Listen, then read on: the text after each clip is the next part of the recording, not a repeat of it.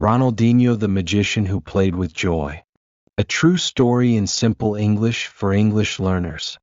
Ronaldinho was born on March 21, 1980, in Porto Alegre, Brazil. His full name is Ronaldo de Assis Moreira, but the world would soon know him by just one name, Ronaldinho. He grew up in a poor neighborhood in a small house with his parents and siblings. His father, João, worked as a shipyard worker and part-time security guard at a football club. His mother, Miguelina, was a nurse who worked long hours to support the family. Life was not easy. Money was always short. But there was always one thing in the house: football. Ronaldinho's older brother, Roberto, was a talented footballer too. Everyone in the neighborhood knew the family with the ball, the boys who played in the street from sunrise to sunset. From a young age, Ronaldinho showed something magical. He didn't just play football. He danced with the ball. He didn't just run, he floated, spun, and smiled. He played barefoot on dirt fields, dodging rocks, using walls as teammates. He practiced tricks for hours. He tried impossible moves just to see if he could make them real. By the age of 8, people were calling him a genius. By 13, he scored 23 goals in one match for his youth team. Coaches were shocked. Scouts started watching. But Ronaldinho didn't care about fame. All he wanted was to play. He once said, "I learned all my tricks in the street. That's where football is real." In his teenage years, Ronaldinho joined the youth academy of Grêmio, a local club in Porto Alegre. He trained every day, but he never lost his joy. While other players were serious and focused, Ronaldinho smiled all the time. He laughed when he missed. He danced when he scored. He didn't follow the rules, he reinvented them. At age 18, he made his professional debut for Grêmio. He dribbled past defenders like they weren't even there. The fans screamed. The country noticed. By 1999, he was playing for the Brazilian national team. That same year, in a game against Venezuela, he scored a goal that left everyone speechless. He flipped the ball over one defender, then another, and fired it into the net, all in one motion. People began to believe that Ronaldinho could be the next big Brazilian star, following the path of Pelé, Zico, and Ronaldo. But Ronaldinho was different. He didn't want to be a machine. He wanted to be free. He didn't play with pressure. He played with passion. In the 2002 World Cup, he joined a dream team with Ronaldo and Rivaldo. Brazil played with flair and Ronaldinho shined. In the quarterfinals against England, he scored a goal from 40 yards away, a curling, magical free kick that floated over the goalkeeper. Even his teammates didn't believe it. Was it luck? Was it genius? Maybe both. Maybe that was Ronaldinho. Brazil won the World Cup. And Ronaldinho became a world champion at just 22 years old. In 2003, Ronaldinho made the move that would define his career. He joined FC Barcelona. At that time, Barcelona was struggling. The team had problems. The fans were losing hope. But when Ronaldinho arrived, everything began to change. In his first press conference, he said, "I didn't come here to be the best player in the world. I came here to bring joy to football." And he did. In every match, he gave the fans something to believe in again. His feet moved like magic, back heels, no-look passes, rainbow flicks, goals from impossible angles. He didn't just play football, he performed it. The stadium filled with laughter, gasps, and standing ovations. When Ronaldinho had the ball, defenders were afraid. Fans stood up before he even made his move. He scored brilliant goals. He made his teammates better. He brought life back to Barcelona. In 2005, he won the Ballon d'Or, the award for the best player in the world. That year, in a match against Real Madrid at the Santiago Bernabéu, he scored 2 incredible goals. Even the Madrid fans, usually fierce rivals, stood up and applauded him. Only a few players in history have received that kind of respect. That was the power of Ronaldinho. He once said, "I play with music in my head. That's why I smile when I dribble." While Ronaldinho was dancing in Europe, he was also shining for Brazil. In 2005, he led Brazil to win the Confederations Cup, playing alongside Kaká, Adriano, and Robinho. His creativity and vision were unmatched. He made football look like art. He entered the 2006 World Cup as the best player in the world, the heart of a Brazilian team full of stars. The world expected a show. But football is not always fair. In that tournament, Brazil looked tired. Ronaldinho was marked tightly. The team was eliminated in the quarterfinals by France, and Zidane, another genius. It was a disappointment. But Ronaldinho didn't cry. He didn't complain.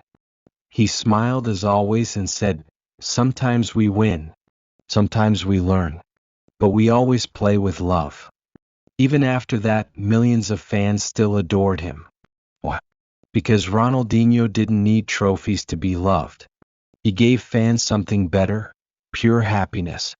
In every touch, in every trick, in every grin, he reminded the world why they fell in love with football.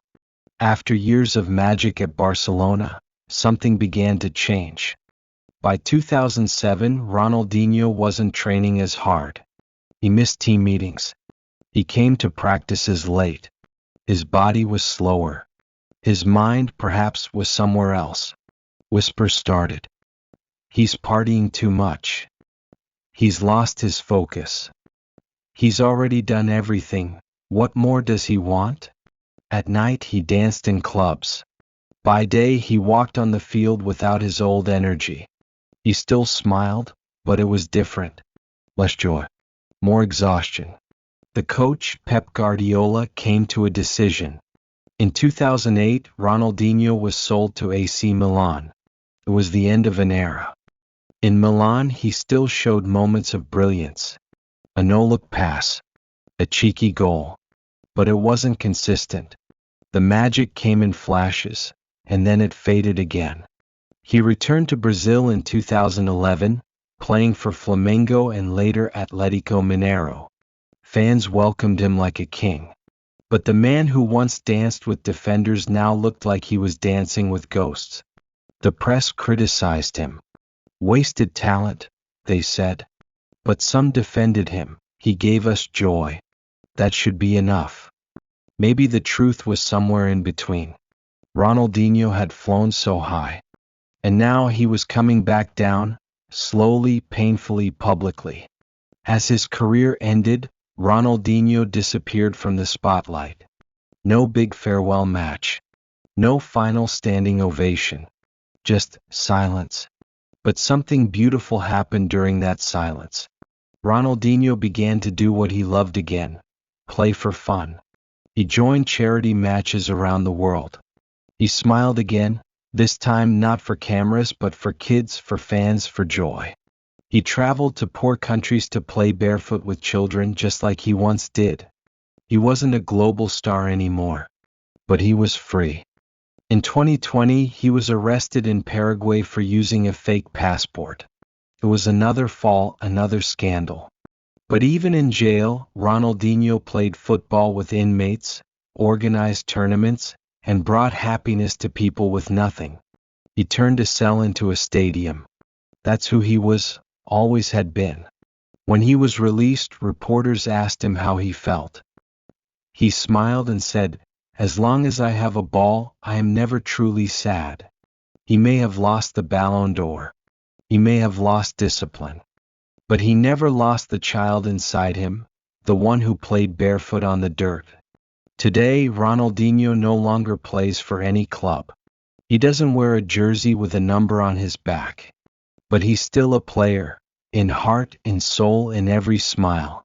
You'll find him in charity matches, in youth academies, and football festivals around the world. Always with a ball at his feet. Always with joy on his face. He visits children's hospitals, speaks to young athletes, and dances through life like he did on the pitch. He doesn't give long speeches. He just laughs, signs autographs, and juggles the ball, like a magician who never lost his magic. Many modern players, from Neymar to Vinicius Jr., say they were inspired by him. Not just by his skills but by the way he played with freedom.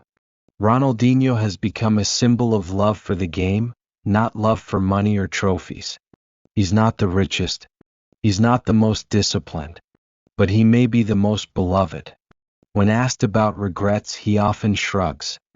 If I made people happy, he says, then I did my job. Ronaldinho's story is not just about football. It's about joy. And how joy can lift you to the stars, or lead you astray if you don't protect it. He showed us that football is more than numbers. It's art. Greatness isn't only about titles. It's about impact. Smiles can change stadiums, and kindness leaves longer memories than statistics. He also showed us that talent alone isn't enough. If you don't care for your gift, it may fade, and if you chase only the fun, you might lose the purpose. But in the end, Ronaldinho gave something that no trophy can measure. He gave joy to the world. He reminded us why we play. Not to win, but because it feels like flying. Ronaldinho never needed to shout. He let his feet speak. He never needed to chase perfection, because he gave us something rarer: happiness. Listen again to feel his journey from street to stadium, from smile to silence, and back again. In the comments, what did you learn from Ronaldinho's story? What moment touched you the most? Like, share, and subscribe for more true stories told in simple English.